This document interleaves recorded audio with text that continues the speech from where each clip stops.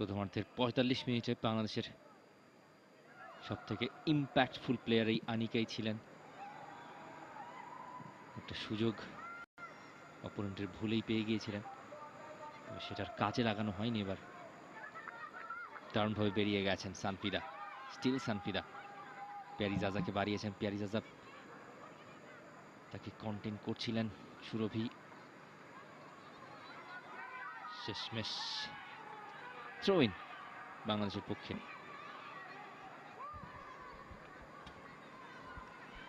Second হাফে বাংলাদেশের স্ট্র্যাটেজিটা কি হয় সেটা হয়তো সময় সময় বোঝা যাবে, তবে যেটা ক্লিয়ার হয়ে গেছে এই ম্যাচ জিততে হলে বাংলাদেশকে আর কোনো গোল কনসিড করা যাবে না এবং দিতে হবে 2টা গোল। এখন পর্যন্ত আনিকার প্রথমার্ধের 2য় মিনিটে সেই সুযোগটা ছাড়া ক্লিয়ার কাট কোনো চান্স বাংলাদেশ ক্রিয়েট করতে পারেনি। মারিয়া মান্দার এই পাসটাই দেখুন না, কি চাইলেন আর কি করলেন।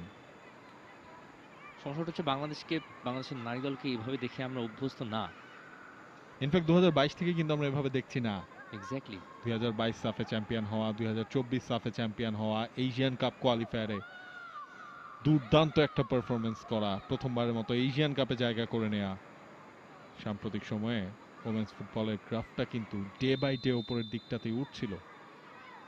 এবং 2024 থেকে 2026 এই মাঝের 2 বছরে ভারতও সিগনিফিক্যান্ট প্রগ্রেস করেছে তাদের উইমেন্স ফুটবলে, এবং তার প্রমাণ মাঠেও পাবেন আপনি এবং তাদের ব্যাকগ্রাউন্ডেও। ম্যাচের প্রথম ইয়েলো কার্ড সঙ্গীতা বাসফোর, তাকে দেখানো হয়েছে। ইস্ট বেঙ্গলের এই ফুটবলার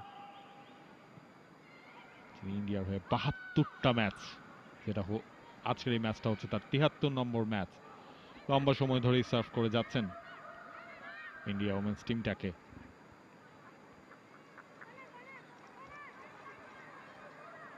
বাংলাদেশের কর্নার কিক, বাংলাদেশ চাইবে সেট পিসের এই সিচুয়েশনটাকে পুরোপুরি কাজে লাগাতে।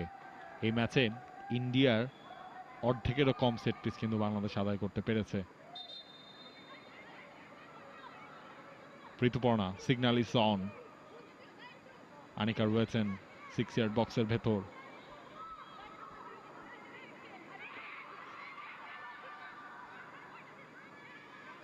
ঋতুপর্ণা চাকমা, আনিকা মুভ করছেন, জায়গাটা পরিবর্তন করছেন। সেট পিসটা ক্লিয়ার হলো, তবে সেকেন্ড বলটা উইন করার জন্য মারিয়া মান্দা। মারিয়া জায়গা পেয়েছেন, ক্রস জেনারেট করেছেন, সেখান থেকে হেডারের সুযোগ। শামসুন নাহার, আনিকা